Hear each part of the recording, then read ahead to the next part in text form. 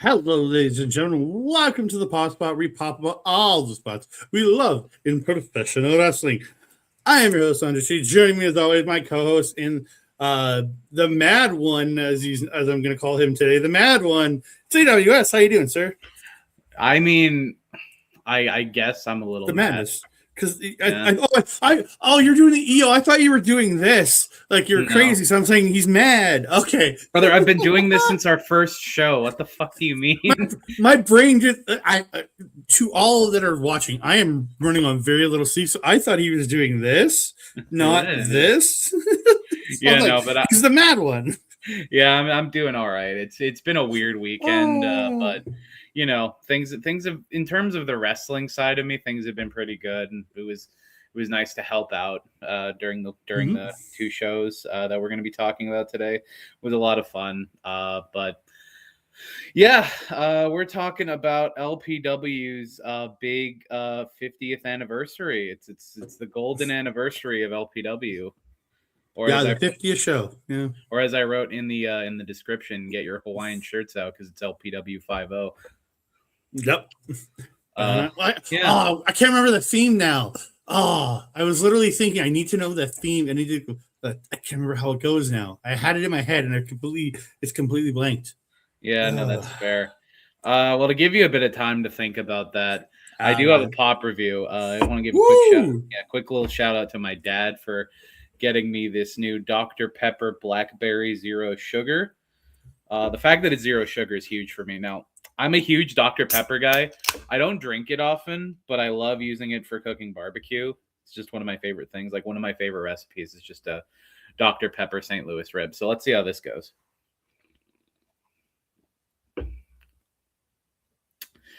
Very heavy blackberry. Not that much Dr. Pepper flavor. It just tastes like a blackberry soda. That's pretty good, though, for a zero sugar soda. Like, it still has that aspartame flavor a little bit, but for a zero sugar soda, that's pretty good. Okay. I like it. Yeah. I figured out what the theme is. Yeah, good. That's the 50 theme. But before we get to LPW 50, we have to begin, as always, with the Clandestine Society show. It's LPWxCWS 38 Pandemonium. As always, ring announced by yours truly, Andre C. And reviewed by yours truly, AWS. And merch and doors worked by AWS. So yeah, no, that is at least for half of it. But yeah, no, things were pretty good. I thought you did doors on the Thursday too. I helped with getting things set up for the Thursday night, but I didn't actually work doors. There you go. But so ring announced by me and set up by him. So. Yeah.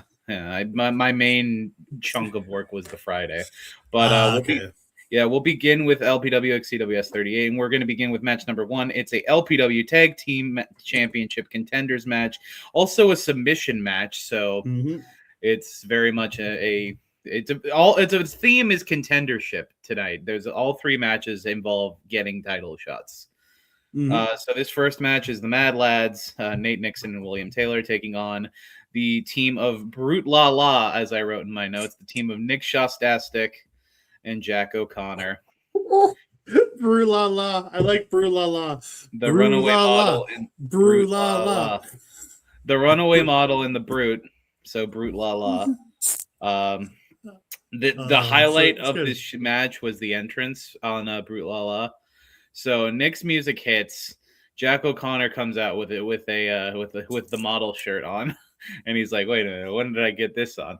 Nick also comes out with an equally fabulous shirt on. It's like this colorful, like sort of tropical thing. And they have their little entrance. It's very nice. Andre, where did they arrive from?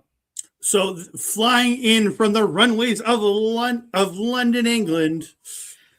Very good. The quick little week in London was a success, it seems, for Nick. And of course, another fun little tidbit from Andre's announcing the Mad Lads weighing in at nasty 9 stone. From Balsahar University UK campus.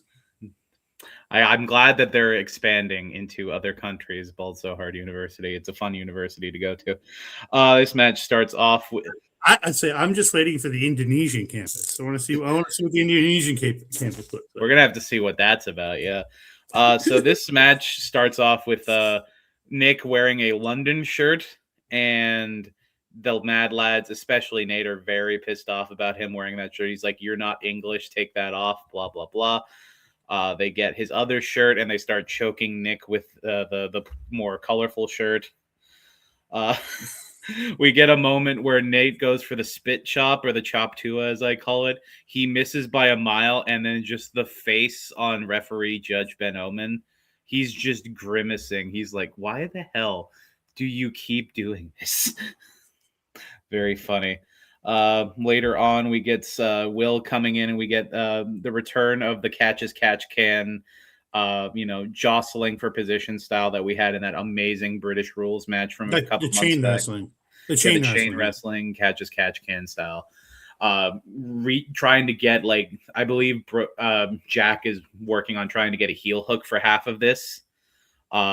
He ends up getting a cross face in once or twice. Will Taylor gives us the amazing joint manipulation and finger breaks. And that just made me miss this guy more than anything. No offense. Mm-hmm. We get a hot tag to Nick. We get as I wrote in my notes, a bevy of beauteous moves topped by his signature scoop slam through the ropes, which I continue to say is very impressive. Not getting yourself tied up in the ropes during a scoop slam. And then he follows it with that beautiful tope, that elbow atomic over the top. Yeah, tope atomic, but into the elbow. I love that. I love that combo. No, it's very good. We get the model recliner, his version of the Steiner recliner. He gets reversed by a knee, but then he immediately transitions into a tarantula, which is reversed by a kick from Nate.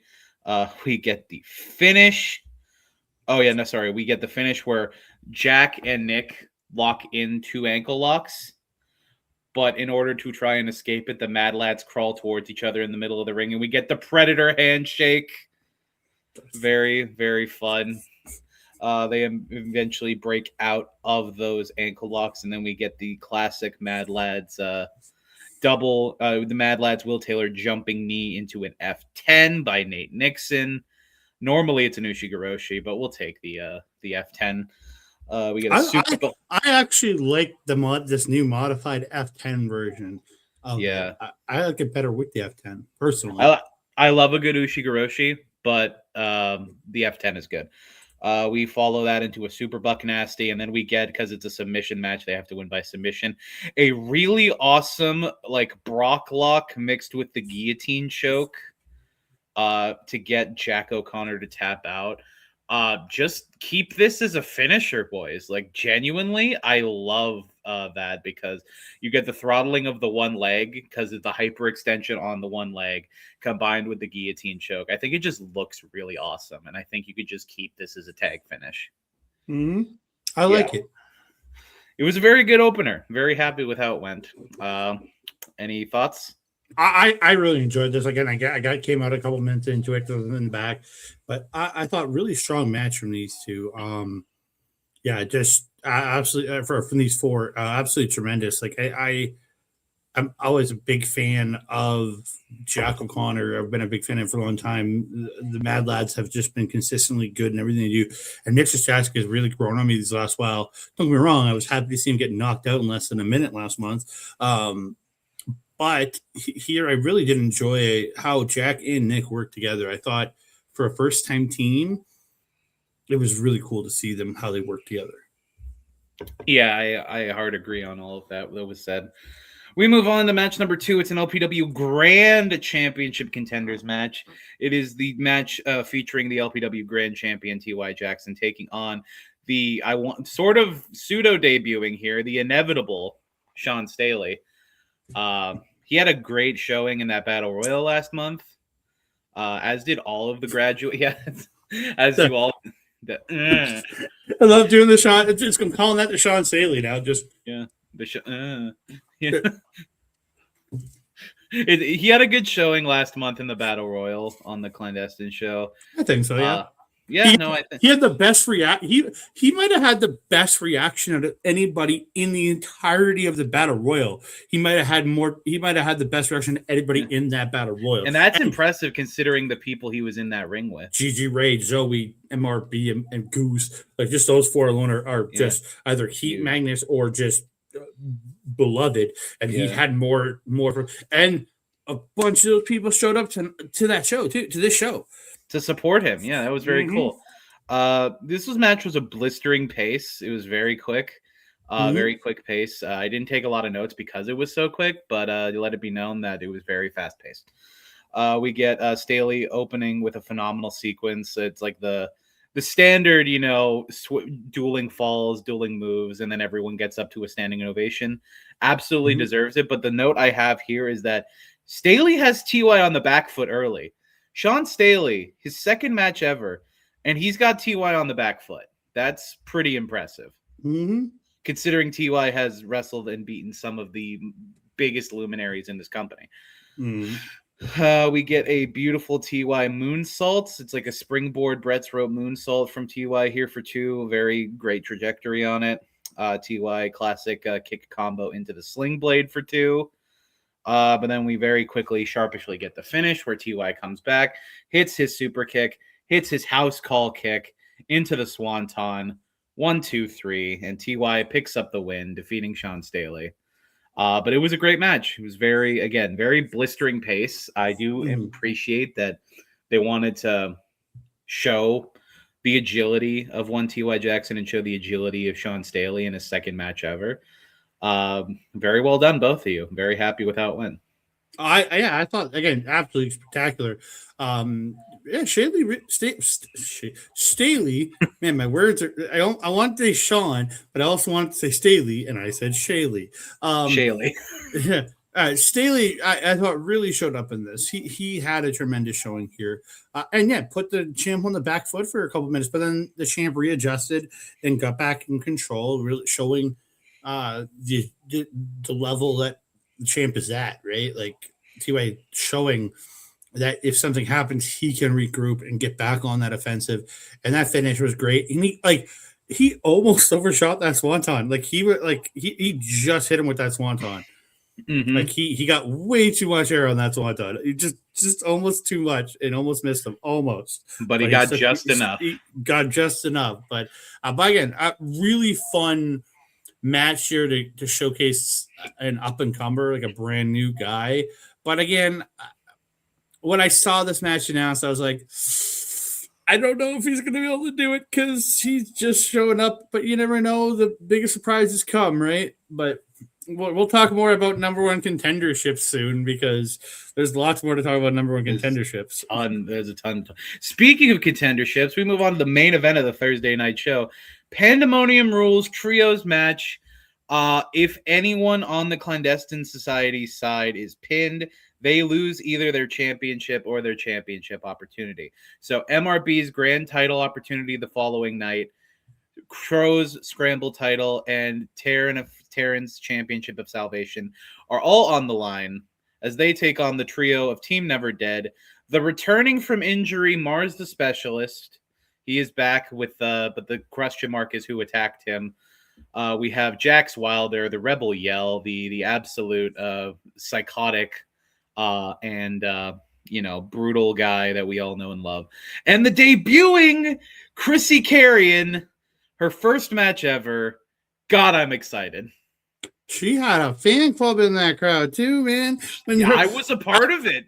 I was standing in that ring, but you were led, but I was standing there and the video starts. She's the last one to come out for her team. And her video starts. People are like, what the hell? And then bang, her graphic appears on the screen.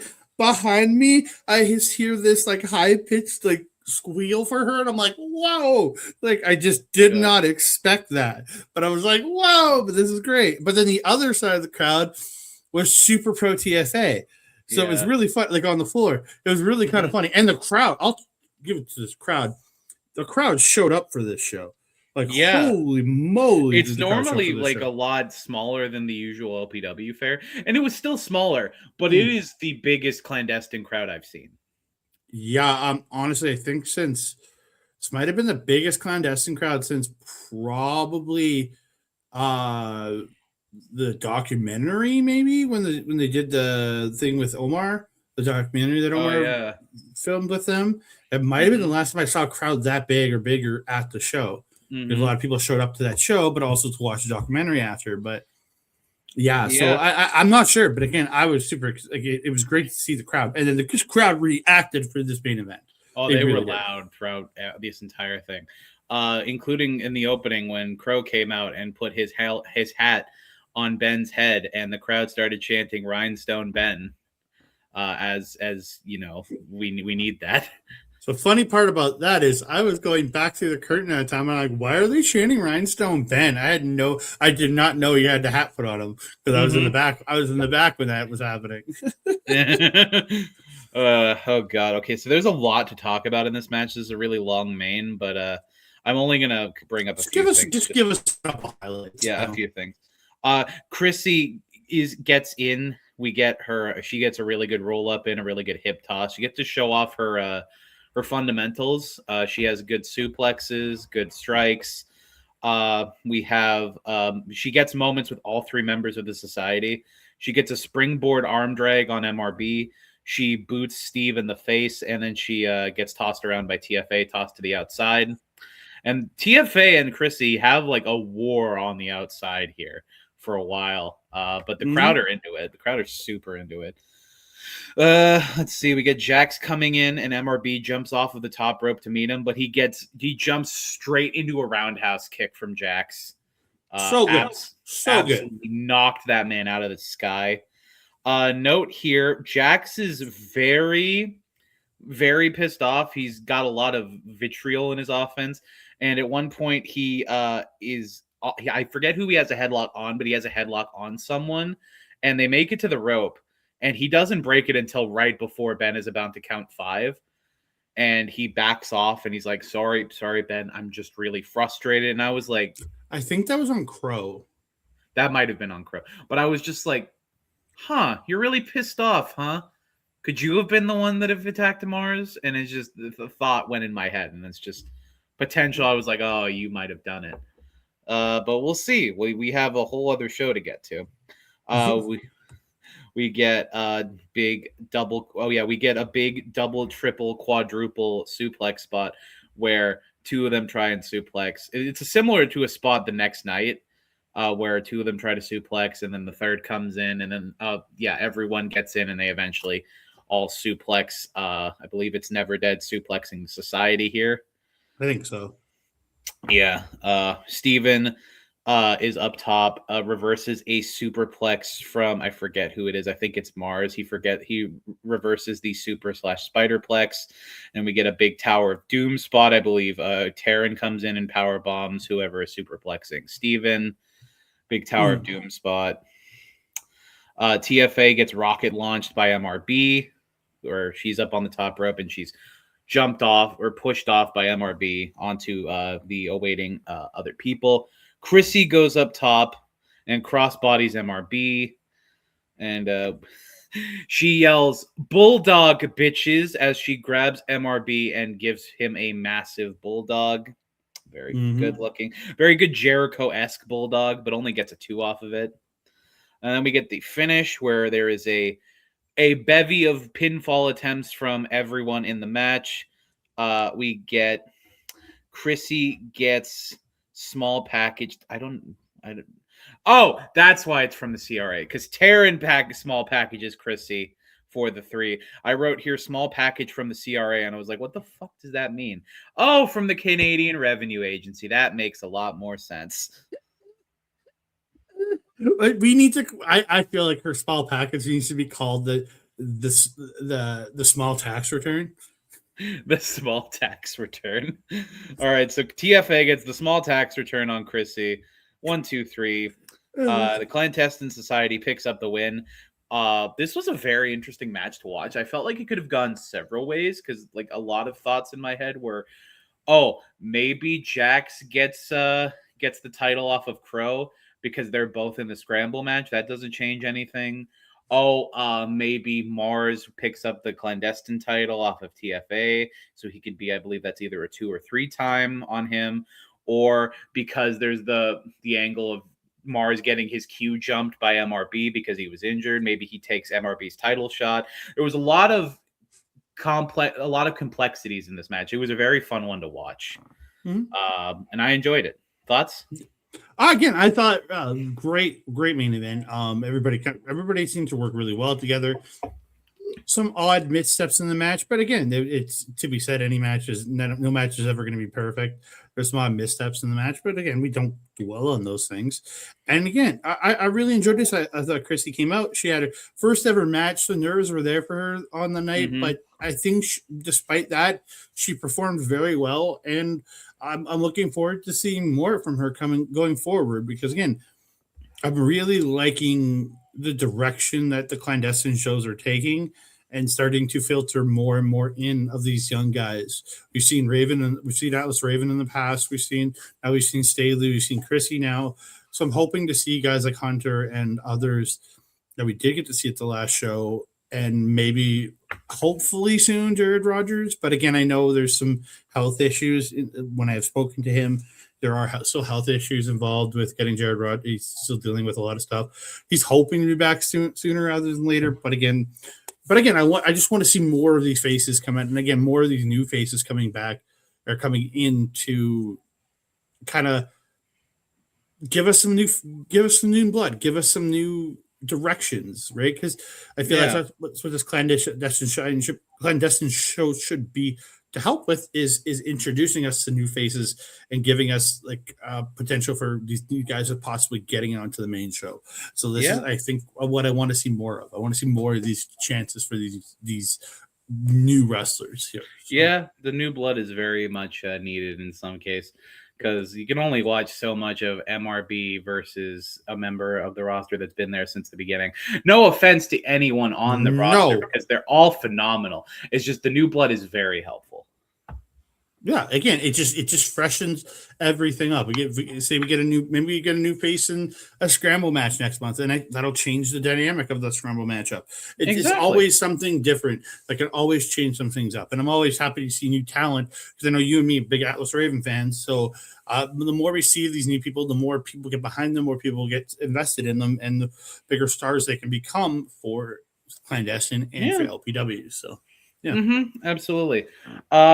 In terms of match of the night for the clandestine show, it was a tough choice, because I think honestly the first and third you really could go either way. I personally went the tag match, the tag team championship contender. Me too. Yeah, but honestly, all three of those matches were great. 100%. When they put the show back up on YouTube, go watch it. It's very good. Yeah, all of it was great. I just I don't know. I just that opener really spoke to me on that one. Let me pull it back up. Yeah, I just and again, I'm a really big Jack Connor fan, and I've really loved everything he's been doing with Bill Taylor. So that really does influence for stuff. And again, I'm a giant MRB fan. Don't get me wrong, but again, just this little rivalry that's been going on with Will and Jack. I just want to see more of it, and every time these two tie up in any which way, I'm down. So absolutely, yeah. But with that, we move on to LPW 50, No Regrets, or as I wrote in a postal reference on my notes, LPW 50, No Regrets. There's a reference to the Postal series of video games. I don't expect anyone to get it. So we get it kicked off with the feature match on the poster. It's a Lumberjack match between Lumberjack Larry Woods and Rich King. A little bit unfair to the King of the North, being that the Lumberjack is getting his specialty match, I guess. And so we got a bunch of, I didn't record, it's pretty much most of the roster minus like TY and MRB. It's pretty much most of the rest. It's most of the rest of the roster. Yeah, but then that's also minus the Mad Lads at the beginning. Yeah, that's another issue with the show though, with the Lumberjacks though, is they're incredibly biased towards Larry, because almost everyone out there is a face except for like Dean and Team Rich are the only ones out there that are pro Rich. Everyone else doesn't give a shit about Rich, which is just completely the wrong stance to take on this match. Yeah. Where was Atlas Raven? Maybe he would have been on Rich's side. Maybe he should have been on Rich's side, or come on, or Sean Staley, or one of those guys to help him out a little bit. I will say Larry did get a massive debuff. He did not have his mom this time. No, so that would have been very unfair if he had his mom there. Yeah, but so Larry running wild early on Rich in the match, kind of getting there. Larry does get tossed out, but the wrestlers just kind of look at him and just like gently push him back into the ring. Like, I was like, no, you're supposed to hit him a few times and toss him in. Then Rich gets tossed out, and the Lumberjacks hit him a couple times and throw him back in. It's like, wow, this is insanely biased. Like, I was very unhappy with this. Every like you, me, Thad, Dean, every one of us were pissed off that they were just that incredibly biased to a man like Rich King. Yeah, even Kat wasn't happy because she's on team fuck. She's on team fuck Larry. But good. Yeah. Larry continues more dominance, but Rich ends up sliding out, and Dean, because everybody's trying to come in to attack Rich, so Dean gets in the way and protects him, which is good job. Thank you, Dean. Just don't let these Lumberjacks be jerks to him. Back in the ring, Larry gets suplex and Rich and hits the elbow atomico for 2. Rich does fight back, and he does send him out to Dean, who Dean gives Larry what he deserves and gets the punches before tossing him back to the ring, which makes sense. Much more back and forth. Larry eventually fires up, gets come in. He gets hit at Fireman's Carry Flapjack, but Rich gets a foot on the ropes to stop the pin. At one point, Dean and Thad get leave because they've gotten beat up by the other Lumberjacks, which is like come on. But they do eventually come back with the Mad Lads on their side, and so the Mad Lads and Thad pays the Mad Lads to make sure they're working with them, which they do. Completely fair. Rich does eventually they're fighting. Rich gets the lifting final cut again, but only gets 2, or it only gets 2 again. He gets an 8-6-7, goes for an 8-7 drive break, gets reversed into the cedar effect, but Larry is delayed on the cover, only gets 2. Again, much more craziness. The Lumberjacks are starting to get involved at this point and kind of a little bit messing stuff up. Rich and Larry fight to the floor. Rich smacks his face into the edge of the ring. Back inside, Larry reverses the Rich Olympic Slam to a saw line, then hits the saw line from hell, which bounced off the ropes. He spun him out. They both bounced over and hit the saw line from hell. But Thad dives in the ring to break up the pin. God, what a good guy. What a manager. Really making sure his client is supported. Yeah, he again, all the bias against Rich in this match, that had to do something. So Paraleer come in. Larry grabs him. Rich attacks him, but Larry turns on him, so Thad low blows him. So then Paraleer comes in. They hit Red Rum to Rich, and which is I'm like, they're screwing him right now. They get pulled out by the Mad Lads after hitting Red Rum. They're all brawling. Lumberjack brawls. Everybody's brawling everywhere. Marz hits a top rope moonsault to everyone on the floor. More pandemonium. Yep. All the Lumberjacks end up in the ring fighting. Ben calls for the bell. Spencer calls it a no contest. Larry's pissed because he didn't get a clean win here. Yep. Spencer sends all the Lumberjacks to the back, tells Thad to shut up. He says, next month, everyone... Oh, do you want to run this? Yeah. So Spencer, for the second month in a row, is pissed related to Rich King. Because, Rich had to force himself into a main event because he got screwed last month. So Spencer's pissed. He's just pissed about everything. And he's trying to calm Larry down. But, Spencer is struggling to keep Larry under control, and he's still struggling also to keep himself under control, which I can commiserate with. He basically says next month we're getting this dealt with right now. Everyone is banned from ringside, and even the fans, just make it an empty arena match. Come on, do it. But everyone that is a wrestler that is not the referee or Spencer himself is banned from ringside, camera guy or something, or the camera guy. Yeah, every wrestler is banned from ringside, and if anyone comes out, that is also included in that. That is also included, which you shouldn't be because he's the manager. Every wrestler in Thad is banned from ringside. If anyone comes out, their contract will be terminated, and he is going to make sure there is a definitive end. It is going to be a last man standing match next month at LPW 51. Rich versus Larry. We're finally ending this grudge. And this is going to be great because it's going to be a very special LPW show, especially for myself. It's going to be fun. This match was great.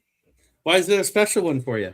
Oh, because no, it has specific branding that a friend of mine hates, and a certain friend. I don't have the poster. Crap! I put together that poster. I'm sorry. It's okay. They'll see it. But LPW 51 is named Marz Attacks. Spoiler alert. And that's gonna be a fun one because Malcolm is coming, and one of his least favorite movies is Marz Attacks. All right, and it's on his birthday. All right, so let's move on to match number two. And my boy AWS is going to cover this one. Match number 2, it is Dean Richter versus Nick Shostastic. As a sort of a continuation to the post-match of the last match, he's like, everyone leave, except for you, Dean. Your match is next. Thad, I don't know if Thad actually leaves or not. No. But, Dean is here. Nick comes out. Dean is pissed. He is kicking this guy. He is kicking Nick right out of the gate. And these are some hard ass kicks. Like you can hear them from where we're usually sitting at the VIP tables. He hit that forearm and then that spinning forearm immediately, then went into the fucking kicks. It was crazy. Yeah. No, he's getting some aggression out considering all the BS he went through in the Lumberjack match. Richter is firmly in control at the beginning. We get the beautiful knee to the back, followed into the guillotine choke. Or the inverted guillotine choke, I think. When they get up, he pushes Nick into the ropes and then hits another rolling forearm, just really getting all of his aggression out. Dean grabs Nick and hits a beautiful dragon suplex. We get out of nowhere, it's like Nick was playing possum for the first little bit of the match, and we get a couple of quick roll-ups from Nick. Both result in 2 counts. Nick hits a Rough Rider and only gets a 1 as Dean kicks out pretty sharpishly. And we get the finish of the match. Dean picks Nick up into the torture rack position, and we get the seismic fist driver. 1, 2, 3. Dean takes the win and beats the model in a very quick but very satisfying contest for Dean and also for Thad, considering all the BS they went through in the last match. It was fun. It was a very fun match. And that's all I got. So, and there was a spot after the match where Dean was had Nick out on the stage and he was doing the Jericho cocky pose on him. Yeah. And then Shabazz music's hit and he comes out and he just shoves Dean out of the way as he comes out. And Dean, that had to hold Dean back. Because Dean was also being a jerk too. That is 4 shows in a row with bald on bald crime. What are we doing? And more bald on bald crime comes next because we get Jack Connor, who the man, you might have a little bit of hair there. The man is balding, so it's bald on balding crime. Exactly. Right here. So Jack starts working over the arm of Sheik, but Sheik kind of comes back with a headlock. They end up on the mat and they start doing a bit of chain wrestling, the catch can style, a little bit of that. Jack gets strikes in the corner, starts hitting European uppercuts on Sheik Shabazz, who that's the man known for hitting European uppercuts on everybody else flying across the ring.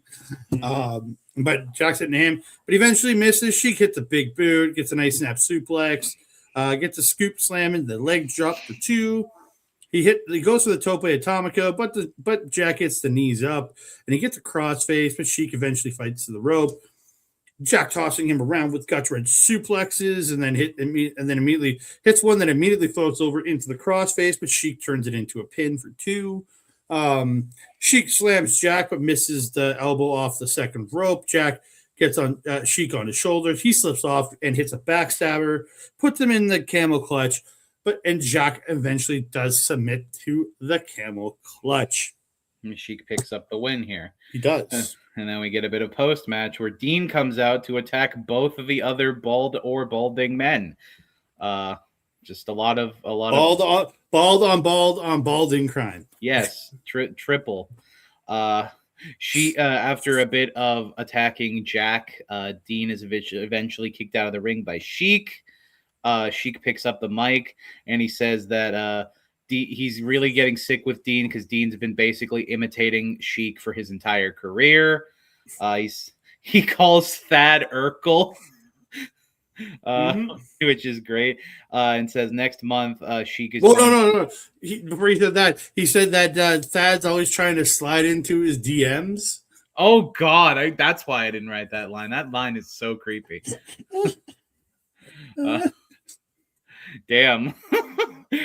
So yeah, after that gem of a line, Sheik says that next month he's going to put Dean down like the bald bitch he is. And so did you catch the last line though? He said something about an orgasm. He said something about an orgasm, and I did not write it down because I did not want to tread that line. Literally, I wrote he says something about an orgasm. That's all I wrote. So I didn't catch what he said, but I heard orgasm, and I'm like, what a God, that Sheik is such a wordsmith, man. He really is. So yeah, next month we're getting Sheik and Dean. It's gonna be a fun time. But we move on to the final match before intermission. Is a match for the LPW Challenge Championship. It is the LPW Challenge champion Birat Garani. Whenever you want to change the graphic. Oh, sorry. It's all good. LPW Challenge champion Birat Garani taking on the returning Marz The Specialist in his first time. So just a heads up, I missed this match. I didn't have to go to the bathroom. I was not feeling good at this point. And I missed the match. Let's just say that. I missed this match. So this is all AWS here. Yeah. I missed this one. I'm looking forward to watching it back. Don't get me wrong. Oh, it's a great. I'm sad I missed it because I wasn't feeling good at this point. I had to excuse myself. Which is fair, honestly. Yeah. It was a good match. Lots of the usual face opening sequence with a lot of scrambling, pinfalls and whatnot. Standing ovation at the end. The absolute classic. Immediately after the standing ovation, Birat goes for his hesitation enziguri, but Marz does manage to counter out of it. We get a Birat attempting an old school, but he is pulled away by Marz. Birat jumps off of the rope, but his knee is tweaked as he jumps down, and it continues to bother him for the rest of the match. Marz immediately, like after he's like on the ground and he's like trying to work the bad wheel, Marz takes advantage and starts working the knee immediately. Very opportunistic Marz is being right here. Some people would consider that heelish, and one fan in the ring, outside of the ring, yells, "How could you do this to me, Marz?" Then Marz looks out at them disgusted and then says, "It's wrestling." I'm like, yeah, you take advantage of what you can. It's wrestling. He continues to work the knee now that he has a win condition, as it were. Continuing to work it out. Birat does manage to eventually come back, dodging some high impact offense from Marz. Birat locks in the Kosovo Cloverleaf. Both of those start with a K. Kosovo Cloverleaf, but Marz eventually breaks out. I didn't know Cloverleaf started with a K. It does when it's the Kosovo Cloverleaf. It should be the Kosovo leaf. It could be the Kosovo leaf. Marz does manage to break out of that, though. Birat counters Marz's double underhook gut wrench suplex here. Manages to get Marz up onto his shoulders and hits a greetings from Kosovo, or tries to, but is reversed into a Boston Crab from Marz. But that is reversed into a small package by Birat for 2. Birat once again goes up top for old school here, but his bad wheel gives out.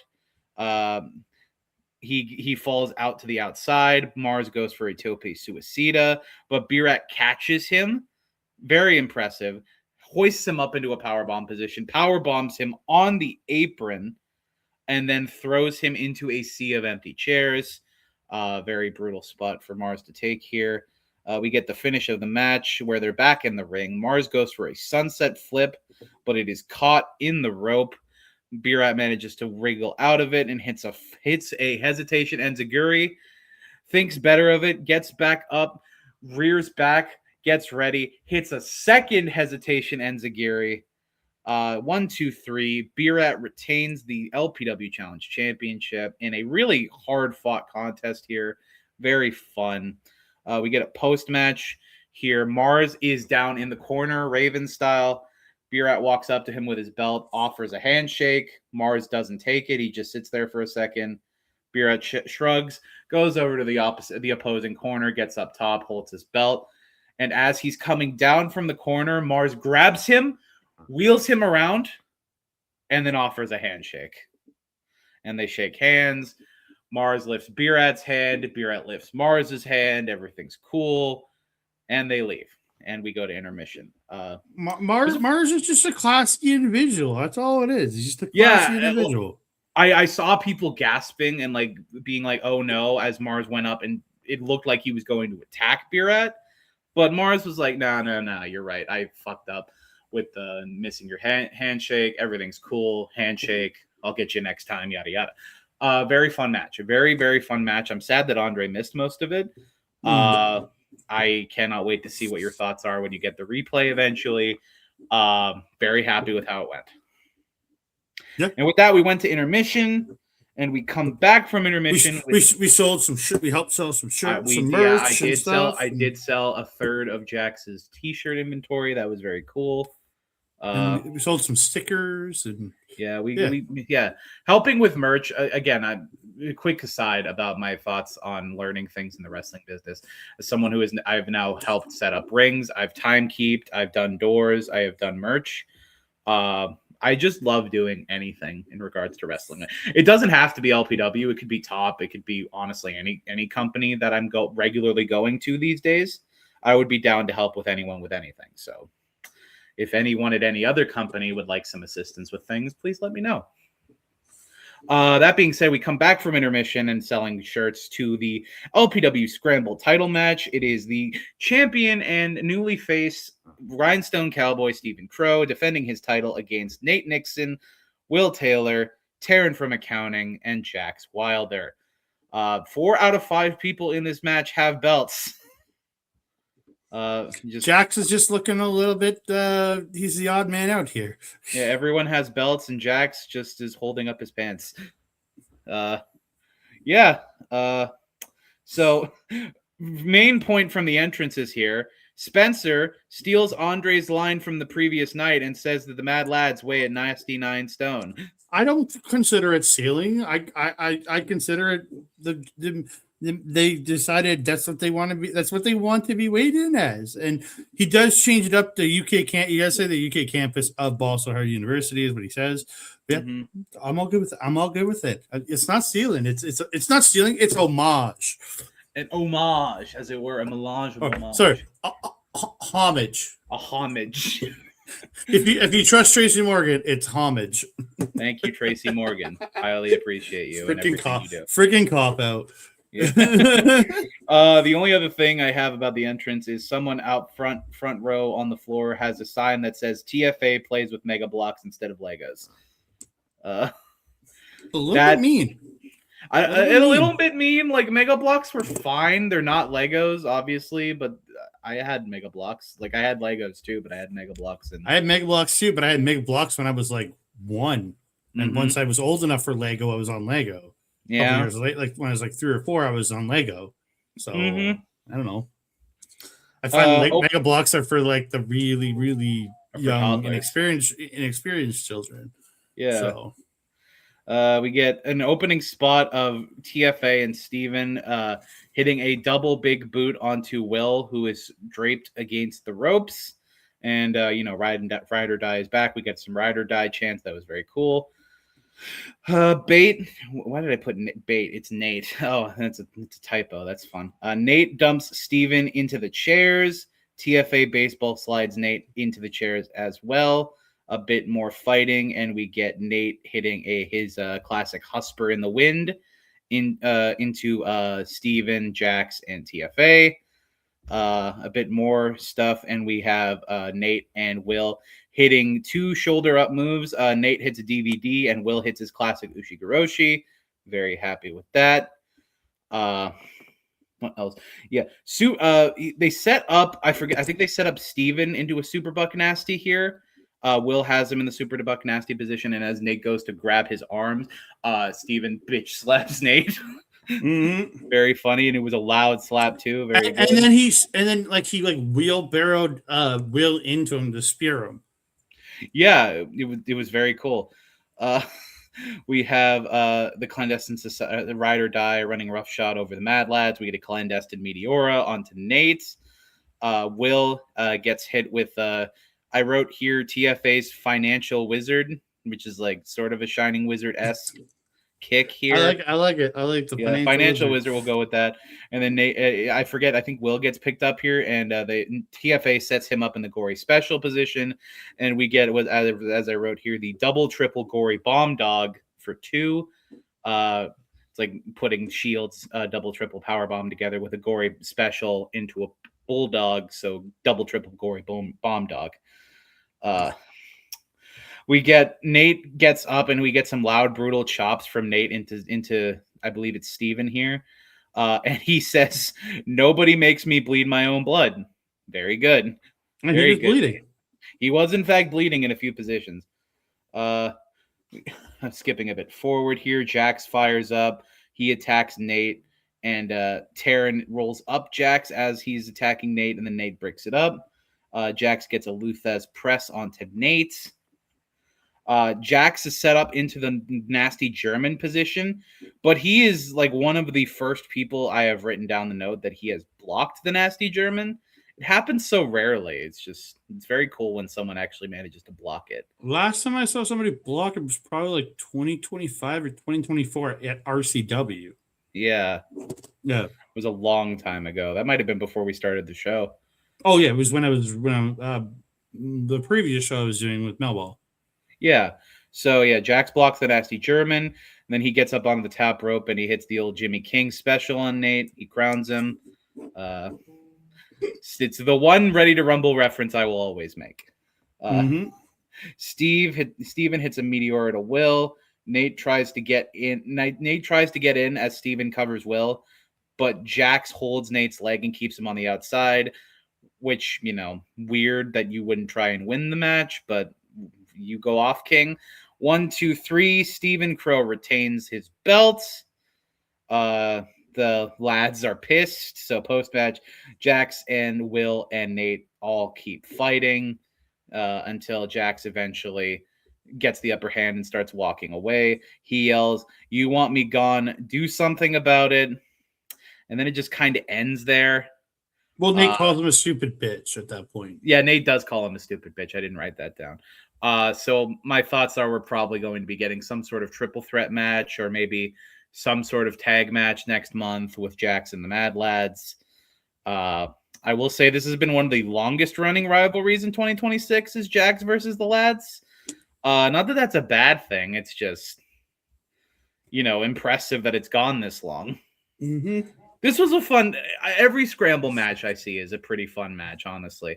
I don't think I've seen a single bad scramble match since we started covering LPW. No, I haven't. I don't think I've ever seen a bad scramble match because, that's just, all great. It's been all greatness, but this was incredible. There was a couple spots he didn't go. I just wanted the beautiful pop-up power bomb by Will to TFA. I did miss writing that down. Yeah, that was just, to Crow, sorry. But he goes for a Rikishi driver, but TFA broke that one up. But it just, the powerbomb looked like it just had so much mustard on it. Yes. Yeah. And with that, it is time for the main event of the evening. An LPW grand title match. It is T.Y. Jackson defending against Michael Richard Blaze. Andre C., you have the floor. Okay. So we're just going to talk about this generally off the top for a minute before I get into it. I'm probably only going to do a handful of highlights for this. This was a 60-minute match. They literally went to Broadway. They went full 60 time limit, full 60-minute time limit. So I'm just going to go through some stuff, and then we'll talk about this match was insane.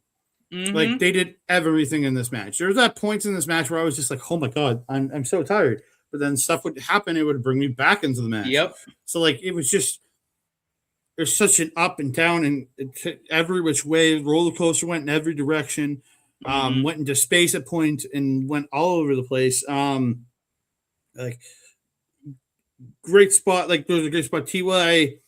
There's a great spot early in the match where Blaze has a death lock on, but Ty transitioned into a Kimura, but Blaze transitions to a stretch muffler, then transitions that into a Fujiwara armbar. Great little stuff there.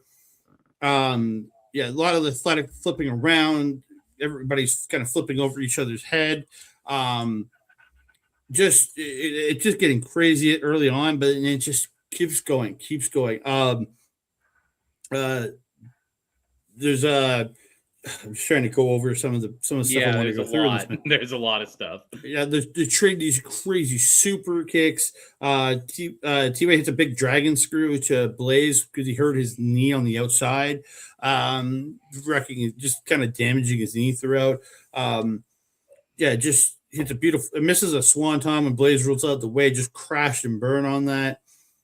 Blaze gets cheeky Nando's in the corner. Everybody chants for another, so he hits another. He gets a couple of he goes up for the 450.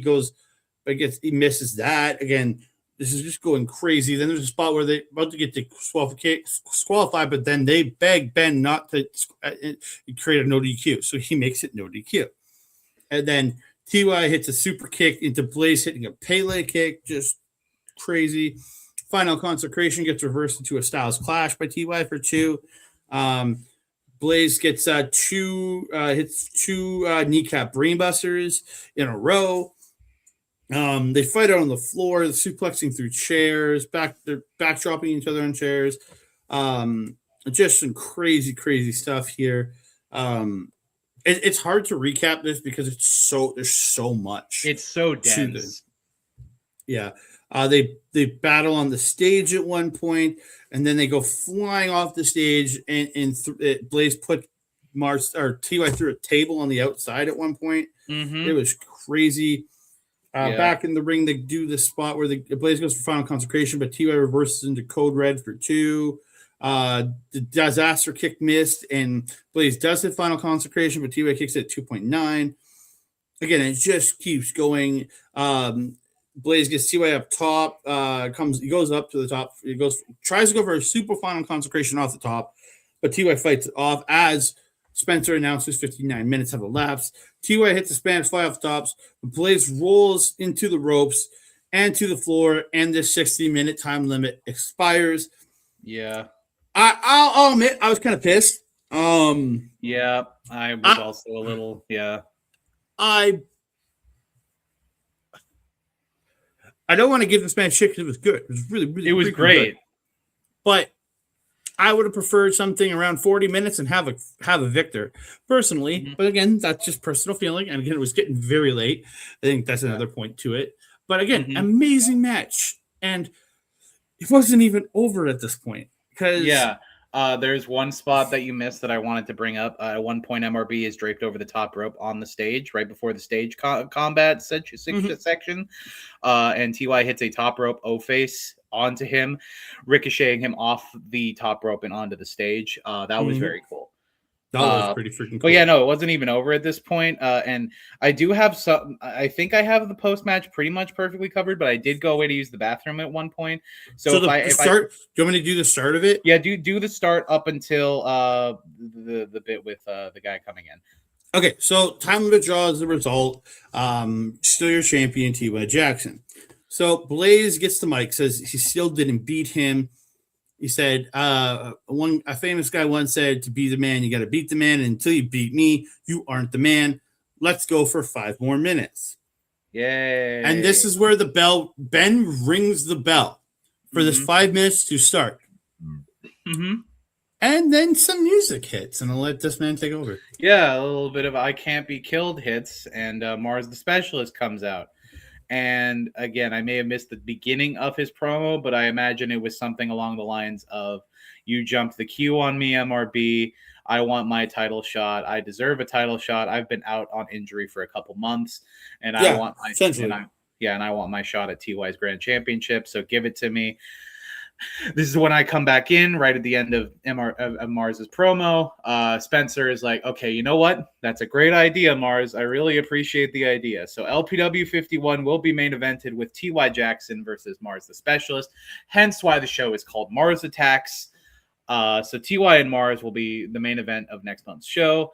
And then he's like, yeah, okay. One last thing, Marz. I really didn't want to do this in front of the crowd. Then why are you doing it in front of the crowd? Oh, I know why you're doing it in front of the crowd. I got some security footage from the rec room, and cut to the footage. Play the footage. Okay, before we get to the actual thing, how the frick did it take like 3 months for them to get him the footage? Like, that's my only question. How did it take 3 months? Yeah, there's been an active mystery involved with this freaking elevator attack for 3 months. And is it like the rec room just has so much red tape buried in that they only just found the footage? Or it's like, is it all like kept? Is it like some kind of like extreme, some offsite place in like Uzbekistan, and you have to like contact the Uzbek government maybe to get this footage? I don't know. I don't know. I think I got it. I think it's Spencer. It just took forever to sign the FOID forms. Oh, okay. Yeah, so that might be true. Yeah, that's very on brand for Spencer. So yeah. Or maybe they were charging him, and they could have. Spencer just had to come up with the money for the footage before. Yeah, that's also an option. But either way, they cut to the security footage, and it's some CCTV footage of the elevator. The doors open. Marz walks in. The doors close. And then he gets down on the floor in the same position he was found a few months ago. We cut to a month earlier. The doors open. Thickness flops onto the floor of the elevator. Marz walks in, lifts his legs up, closes the door. Cue outrage from the crowd, outrage from Big Bad Boris. There's a lot of how dare you. There's a lot of how could you.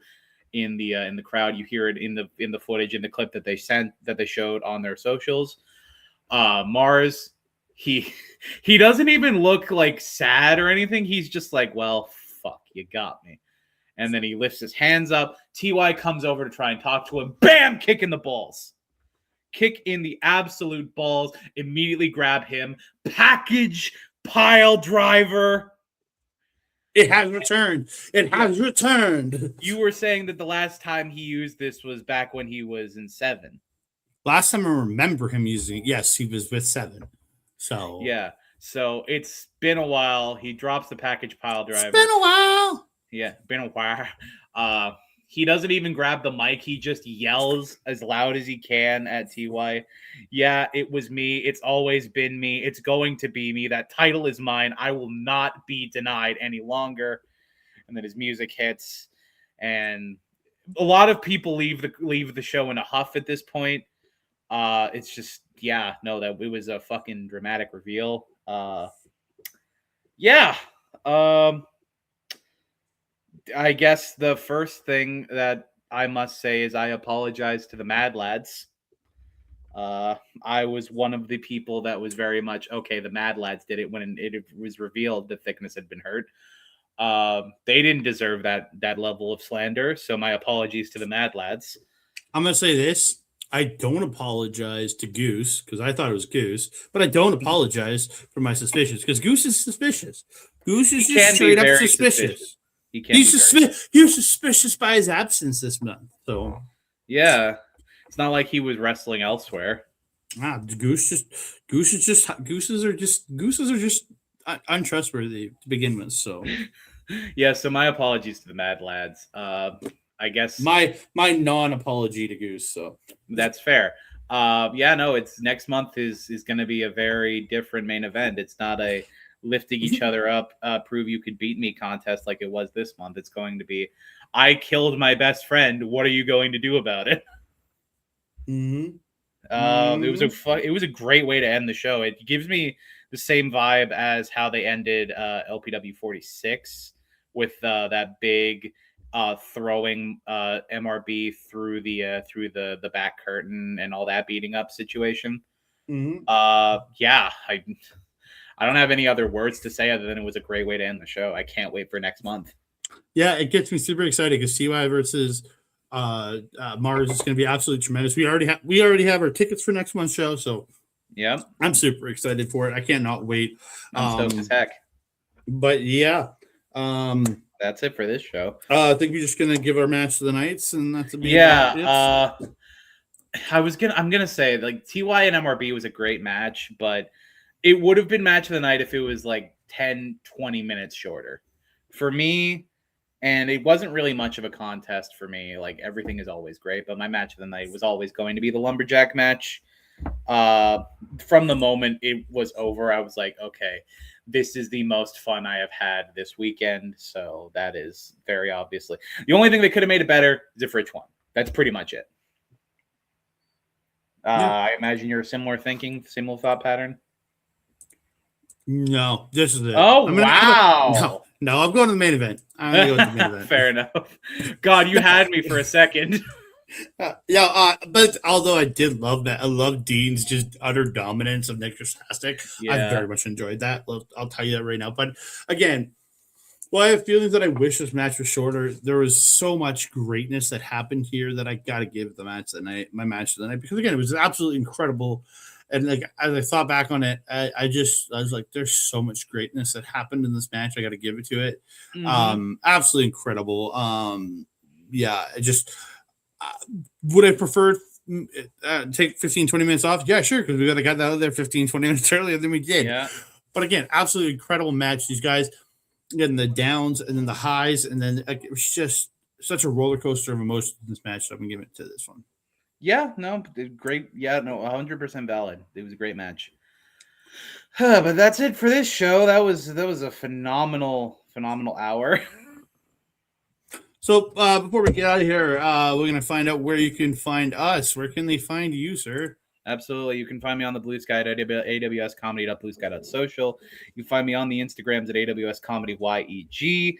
And if you want to watch me and my buddy Malcolm and my buddy Andreas shoot the shit about Power Rangers and talk about all the reasons that Lord Zed is one of our favorite characters in the entire media, and eventually the next episode will be out. I will say I am about 35% done editing the new episode. I knew I was going to get it. I was trying to get it out sooner. I apologize for that, but just a lot of stuff happened in the past month or two. I was really busy, and I only just started working on the video. So my apologies to everyone who's been waiting for a new episode of that. But I trust I'm going to do my absolute best to have it out by the end of this month. It should be sooner than the end of this month if things keep working. I'm doing at least 3 to 4 hours of editing every day until I have it done. But you can check out all the episodes of the Morphomania podcast at youtube.com/@humanoidfreak2515. We have a playlist there with all the episodes. And I will give a quick shout out to the Grindstone Theater, my favorite place in Edmonton, subsidized theater space for new and emerging artists. I will probably be making a similar shout out in the entirety of August, because guess what? It's Fringe season, baby. And as usual, Grindstone is a very big part of Edmonton Fringe. This year they are hosting 4 venues, 29 shows. 3 of them are produced by the Grindstone. So every show we are doing in the month of August, I will be promoting a different show that will be happening during the Fringe season. Of course, this show I will be promoting the final show in a trilogy of shows they've been running for the last few years. It is Beach to the Future, the Accidental Beach Endgame, the end of the Accidental Beach musical trilogy. One of the most favored shows in Grindstone's Fringe portfolio for the past couple of years. I was happy enough to be able to watch the second of the trilogy, and it was a lot of fun. So if everything goes as well as the second show, that third show is going to be awesome. So please do check out all of Grindstone Theater's shows. You can check out all of their show schedule at grindstonetheater.ca. They have a calendar function. They also have a handy little side tab that'll take you to all of their Fringe shows, including all 4 of their venues. But that is going to be it for me. Andre C., where can they find you, my friend? X and Blue Sky at That Canada Guy, Instagram and Threads at That Canada Dude. You can find me over on our local establishment on YouTube and Twitch, where I do my shows Point of View every Sunday, where we chat the week in sports and anything going on in the world of sports. We'll be finally be able to talk NFL come this weekend, because we have the Hall of Fame game this week. Football. So we'll be talking. We're going to be talking NFL. We're going to talk about it. So we'll chat in that and so much more. English football kicks off in a couple of weeks. And on the 16th, we're doing our ranking preview where we're going to predict where each team lands in the league. That's coming up on August 16th. But yeah, lots of great stuff coming there. Over on our local station. Also have the show Marvel Talk, where we're recording before, but this show is coming out after. Please go check out. You can check it out on the YouTube page. Our edition of Marvel Talk, where we're reviewed brand new day. We're actually recording. We're going live in a couple hours as of us recording this, but it came out. Yeah, it came out. When this comes out, it'll be yesterday. So please go check that out over in our local station. But mainly, you can find us right here on Backbreaker Video. We're doing to the Pop Spot and Pop Spot Presents. So you can check that all here, Backbreaker Video. You can also see all the other great content that Mike puts out over at twitch.tv/Mike the Ref, all the live gaming content and AEW watch-alongs, including his Backbreaker video or his Backbreaker wrestling stuff he's doing over there. You can watch that live after every AEW TV show or episode and pay-per-view, which features the Pop Spot Monsters and the Backbreaker Pro Wrestling Champion right there. You can see replays of all of that great content over at youtube.com/@backbreaker_gaming. And one more shout out to us right here at the Pop Spot. You can check if you want to get a hold of us, popspotpod@gmail.com if you want to chat with us. And a shout out to Love Pro. Oh, yeah. Lover. I don't have the ticker. I don't have their ticker. Shit. Thanks, man. I don't have the ticker for them. So you can check out Love Pro Wrestling on Facebook and Instagram. There it is. There it is. Yeah. Love Wrestling on Tixer. Love Wrestling CA on YouTube. Where you can watch all the shows back. And yeah, their next show, LPW 51 Marz Attacks, will be Friday, August 28th, 2026. Hope to see you there. Can we get a big pop for that? Pop. Thank you so much for watching another episode of the Pop Spot. We appreciate your support so much. Thank you so much, everyone that watches.